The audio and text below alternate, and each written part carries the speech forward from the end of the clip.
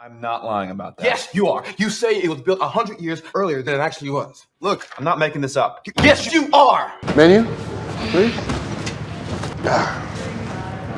It's good here. Why don't we just start with some coffees? And you're a flea on the back of a dragon. In for one hell of a ride, but you did manage to hang on. As her garden grows, all those flowers close. You're an Avenger. Have I killed you before? What? They all blur together after a while. You're not the one with the hammer. Hey! Who's that? Hey, you keep it clean, huh? Yo, man. Trying to do hurt me? Off, man. You ain't built like that. Little man. Who you calling little man? Who you calling little man? Mike, I was absolutely shocked. I know I did not, place my hands and strike that woman.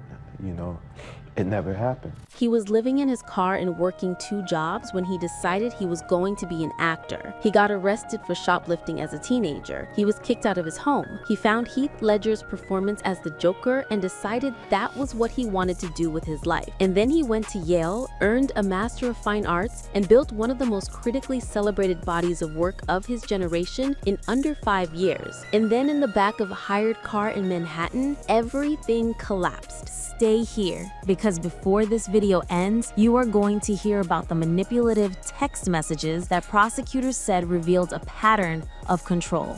And you need to know what Kevin Feige and Marvel had been privately saying about Jonathan Majors before the arrest, because it makes what happened next even more staggering. Jonathan Michael Majors was born on September 7, 1989 in Lompoc, California, on the edge of Vandenberg Air Force Base, where his father served as a United States Air Force officer. His mother was a Methodist church pastor. He grew up between 2 institutions, the military and the church, and absorbed the discipline and contradiction of both. We grew up in a very strict household. Okay. Extremely. Military, Southern, Christian. I'm the eldest son. I grew up with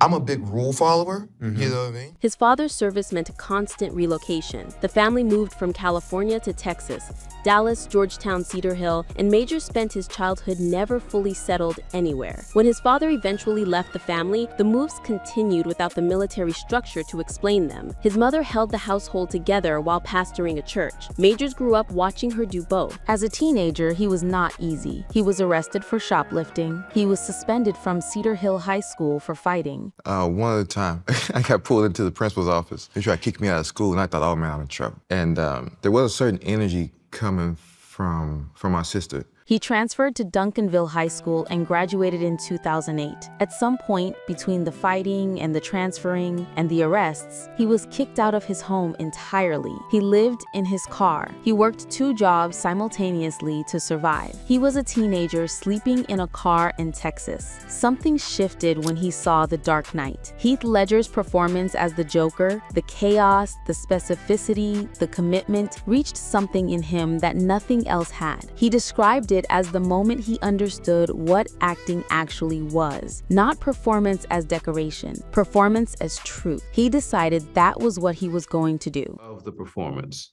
right, that makes him feel to some wild, but I see it the other way. I see the deep, focused, meditative chaos that he has put himself in on purpose. And that's where the bravery lies. He enrolled at the University of North Carolina's School of the Arts and earned his Bachelor of Fine Arts in Drama. Then he applied to Yale School of Drama, one of the most competitive theater programs in the world. He was accepted. He moved to New Haven. He earned his Master of Fine Arts in 2016. He also had a daughter. Ella Majors was conceived just before he entered Yale. He has never publicly identified her mother, but he has spoken about his daughter openly, that she is mixed race, that she was around 9 years old at the height of his Marvel fame, that making her proud was the engine behind everything he was building. Jonathan, you have a teenage daughter. Not a teenager yet. Almost. Yeah. You have a near. You have a 12-year-old, so Yes, they call ma'am. that tweens. She's a tween. So you have a tween daughter right now. If you and Megan become parents together, win. Amen. Thank you. His first film role came in 2017 in Scott Cooper's Western Hostiles, a small part, a beginning. Corporal, Ready for the journey, sir. Yes, sir. In 2018, he appeared in White Boy Rick. You wanna move weight? You come to me. America's the future. And Out of Blue. And then in 2019, everything changed. The last black man in San Francisco. Secretary is perched. She pretty. Yeah, I say she is. Joe Talbot's debut feature premiered at the Sundance Film Festival and was acquired by A24. Majors played Montgomery Allen, a quiet, watchful, deeply felt character whose presence anchored one of the most visually lyrical American films of that year. He was nominated for a Gotham Award as Best Breakthrough Actor. Critics who had never heard his name were now writing it in bold. This is a straight up audition. They sent the script. I read the script in Harlem in my apartment, and I was like, okay, hell yeah, let's go, you know. In 2020, he appeared in Spike Lee's Da 5 Bloods alongside Chadwick Boseman on Netflix.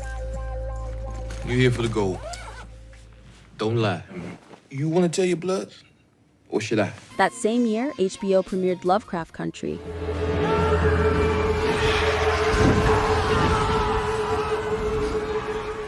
A horror drama series based on Matt Ruff's novel set in 1950s America, with Majors playing Atticus Freeman, a Korean War veteran searching for his missing father while navigating the double terror of supernatural evil and American racism. The performance was unlike anything on television that year. He received a Primetime Emmy Award nomination. The trades ran out of adjectives. Spike Lee came to me through the mobile device, through my iPhone, and he said he wanted to chat.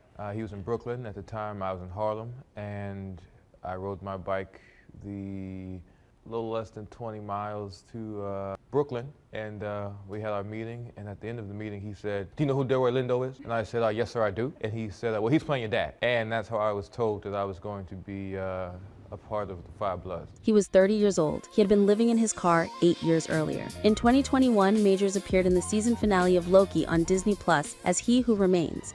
This is wild. The two of you, same person. I mean, it's just a little unnatural, but wow. A Kang variant who controlled the entire timeline from a citadel at the end of time. The performance was measured, witty, terrifying, and emotionally layered in a way that a single episode rarely achieves. According to Joanna Robinson, author of MCU, The Reign of Marvel Studios, what happened after that episode aired inside Marvel Studios was decisive. A Marvel employee told Robinson it was not the plan to make Kang the center of everything until they saw the dailies from Quantumania, and after his performance in Loki, which was so strong, they said, "This is it." Flesh and blood. Don't tell me I'm a disappointment. No, just a little bit easier to kill. Kevin Feige and his team restructured the entire multiverse saga around Jonathan Majors. He was not just going to be a villain in one film. He was going to be the next Thanos, the central antagonist of multiple phases, the connective tissue of an entire cinematic universe. Avengers: The Kang Dynasty was announced. Majors was going to headline it. How do you play a villain? You know, like that's hard. I think it's the exploration of the shadow, right? Okay, so explain that, because you're getting kind of deep. There's the light part, there's the hero part of you that's, Yes. you know, ooh, yeah, great, you know, wonderful, you know, and that's great and that's wonderful. In 2021, he also appeared in The Harder They Fall on Netflix. Man, old devil, this gonna be Buck's last day amongst the living. Slow. James Samuel's all-black Western, one of the most visually striking American films of that year, playing real-life gunslinger Nat Love. Then, in 2022, he starred in Magazine Dreams. Those shoulders, wow. You look great. You look just like your photo. Thank you. That was a very good show. A film about an obsessive amateur bodybuilder that premiered at Sundance and generated some of the most intense critical praise of his entire career. The Hollywood Reporter called his performance one of the best of the year. Variety said it was the kind of work that defined a career. Is horse riding, shooting, fighting. He's a fighter. All of that kind of comes from his emotional life, you know, and the need that needs to happen.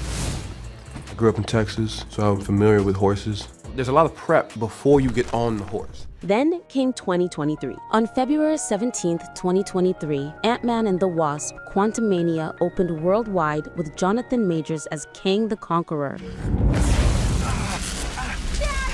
Let me make this easy for you. You will bring me what I need. or I will kill your daughter in front of you. In his full theatrical debut, the film made $224 million in its opening weekend globally. The performance was widely reviewed as the best thing in the movie. 1 month later, Creed 3 opened. So what's the point? Same program last time you saw me. I was the best, though. Yeah, you were.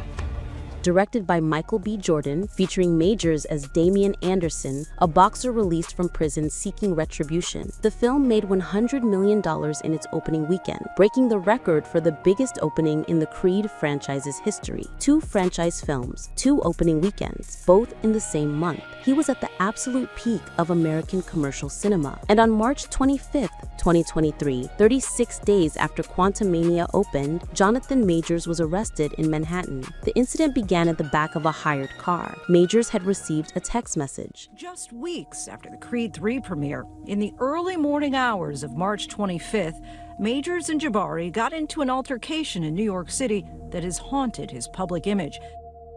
Both say the fight began with a flirtatious text message. His then-girlfriend, Grace Jabari, a British dancer he had been seeing since 2021, reached for his phone, believing the contact to be from another woman. Jabari told the jury she saw a message pop up on his phone that said, "Oh, how I wish I was kissing you." A struggle followed. By the time police responded to the emergency call, Jabari had injuries including a broken finger, a swollen arm, and damage to her ear. Majors was arrested and charged with 2 counts of assault and 2 counts of harassment, all misdemeanors. In the case of Jonathan Majors.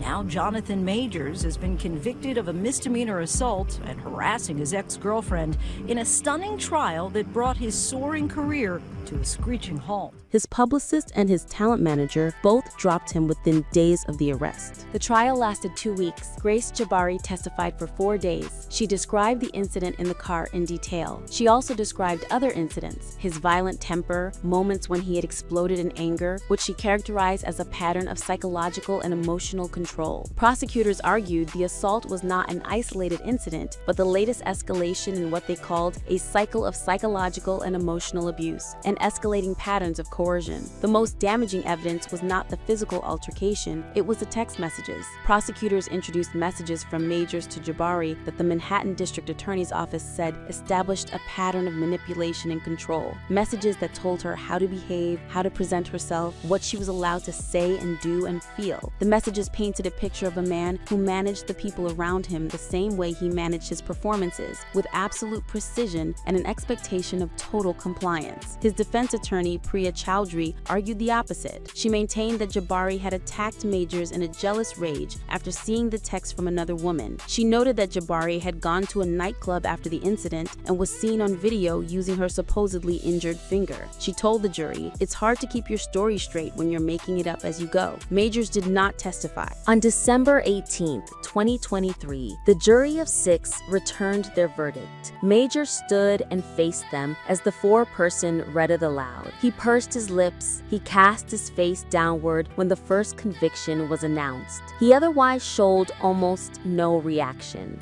Guilty. Assault in the 3rd degree.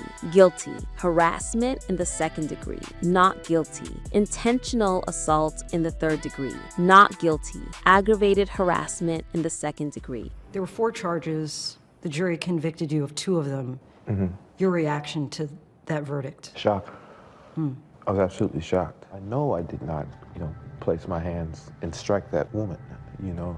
It never happened. Within hours of the verdict, a source close to Marvel Studios confirmed to Variety that the studio was parting ways with Jonathan Majors immediately. The announcement required no press release. The studio would not be moving forward with him. Avengers: The Kang Dynasty, the film that had been announced with him at its center, the film that was scheduled to begin production in January 2024, was effectively dismantled. Marvel Studios is dropping Jonathan Majors from future productions after he was found guilty of assaulting his then-girlfriend. A New York jury convicted the actor of misdemeanor assault and harassment, acquitting him of different assault and harassment charges. Senior investigative correspondent Aaron Katursky has the latest. He has since spoken about writing a letter to Marvel after being fired, addressing Kevin Feige and the studio directly. The contents of that letter have not been fully disclosed, but he has confirmed it was sent. At sentencing on February 6, 2024, Majors received a conditional discharge, no jail time. He was ordered to complete 1 year of domestic violence counseling and placed on probation. The judge's decision reflected the misdemeanor nature of the convictions while acknowledging the harm that had been established at trial. Grace Jabari's attorney described the verdict and sentence as a measure of accountability. Majors' attorney maintained he was innocent. In the months after his arrest, while the trial was still pending, Majors began a new relationship with actress Meagan Good, known for her roles in Shazam and Think Like a Man. And she was curious about the situation, and she helped rebuild me. She constantly helps rebuild me. Yeah. You know, I mean, I'm only here, and here, because of my Lord and Savior and my wife. She stood by him throughout the trial, appearing in court during proceedings. In November 2024, they announced their engagement. In March 2025, they married quietly. Meagan Stayed Good has spoken about her faith as central to her decision to stand by him. In interviews, she described believing in his character and in the possibility of growth and accountability. The relationship became its own public story, a woman from a faith background publicly choosing to trust a man who had just been convicted of assaulting a previous partner. As of 2025, Jonathan Majors is attempting to rebuild. He began filming his first new movie in 4 years, Kyle Rankin's Run, Hide, Fight, Infidels, produced by Ben Shapiro's The Daily Wire. He is attached to Martin Villeneuve's Merciless, in which he is expected to play a top CIA investigator. He has joined Mark Brown's political thriller Dinner at Nick's. The films are not Marvel. They are not A24. They are not the trajectory that was being written for him in the spring of 2023, but they exist. He is working. Several projects he had been attached to before the conviction fell apart entirely.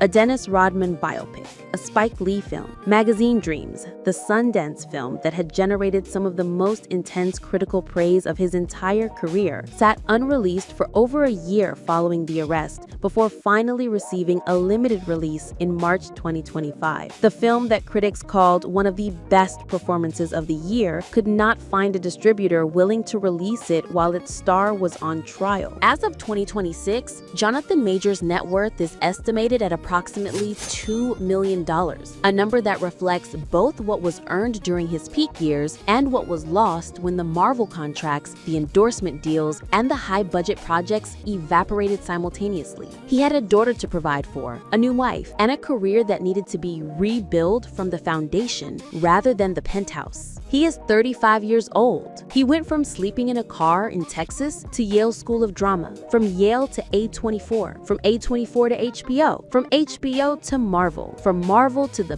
biggest opening weekend of his career. And then 36 days later, a different kind of car, a different kind of night, and a verdict that dismantled everything the industry had been building around him. The texts were read in open court. The pattern was documented. The conviction stands. Whether he rebuilds from here, whether the performances that defined his rise can be separated in the public mind from what happened in the back of that car, is a question that only time and the choices he makes next will answer. If this story made you think, drop your response in the comments. And if you want more stories about the rises and falls that Hollywood never fully telegraphs before they happen, subscribe and ring that bell. There is more coming.